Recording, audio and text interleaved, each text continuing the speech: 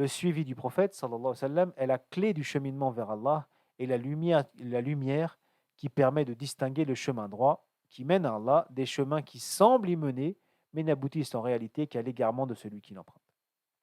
C'est ça le, le cheminement, c'est le guide, c'est le messager d'Allah.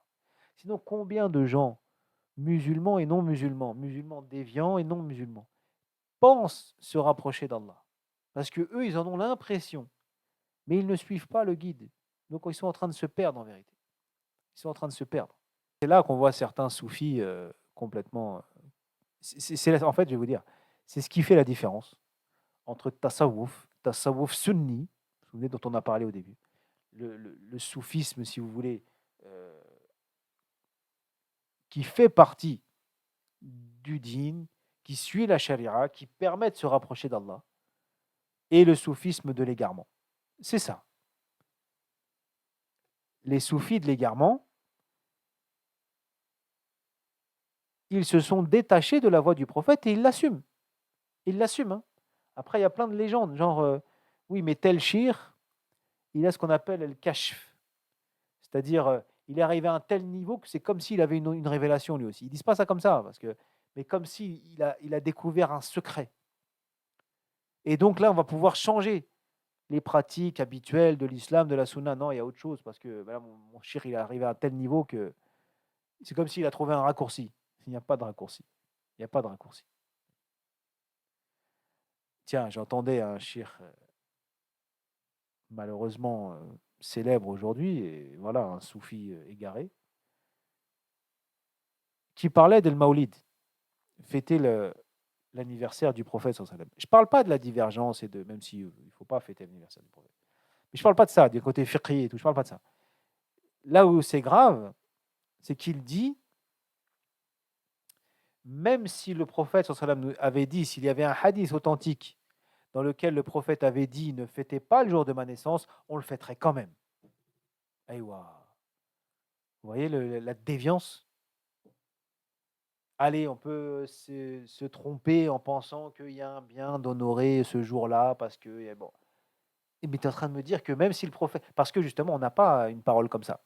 Mais si le prophète avait dit ça, toi, tu aurais fait le contraire. Bah, clairement, vous voyez, ils s'affranchissent du suivi du prophète. Et c'est comme ça qu'ils vont, c'est comme ça qu'ils vont. Alors, il justifie, hein.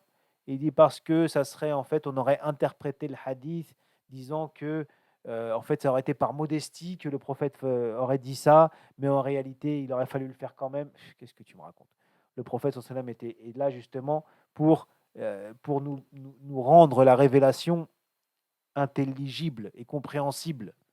Il ne va pas nous dire ne faites pas ça, mais en fait, il faut comprendre qu'il faut le faire et tout. Non, c'est pas comme ça.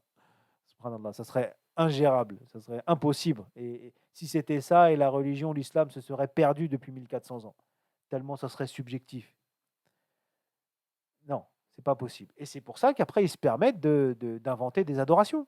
Bah vas-y, on va tourner sur soi parce que quand je tourne sur moi, je ressens quelque chose et tout. Oui, mais le prophète faisait pas ça. Oui, mais en fait, il faisait pas, mais c'est un bien quand même. Si à partir du moment où on dit, bah, s'il m'avait dit de pas le faire, je le ferai quand même, bah allons-y, c'est la porte ouverte à n'importe qui peut faire n'importe quoi et dire si j'adore Allah comme ça. Et c'est voilà, c'est la porte ouverte vers l'égarement. Et c'est comme ça que certains sont allés très loin, jusqu'au kufr des fois. Des fois, c'est juste bon des innovations dans des adorations, bon, et des fois, ça va jusqu'au kufr. Donc, ce qui va faire la différence, c'est ça. C'est le suivi de la sunna. Et vous avez vu que dès la deuxième étape, d'abord, on se débarrasse de nos péchés. La deuxième étape, c'est on pose le cadre. On pose les rails sur lesquels on va rouler. Les rails, c'est le suivi du prophète, c'est la sunna. Il est 35, on va s'arrêter là, Inch'Allah.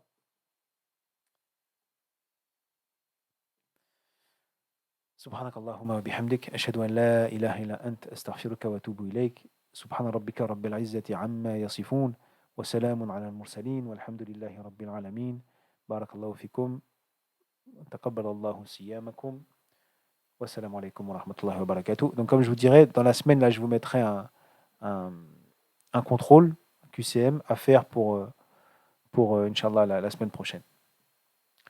Wassalamu alaikum wa rahmatullah.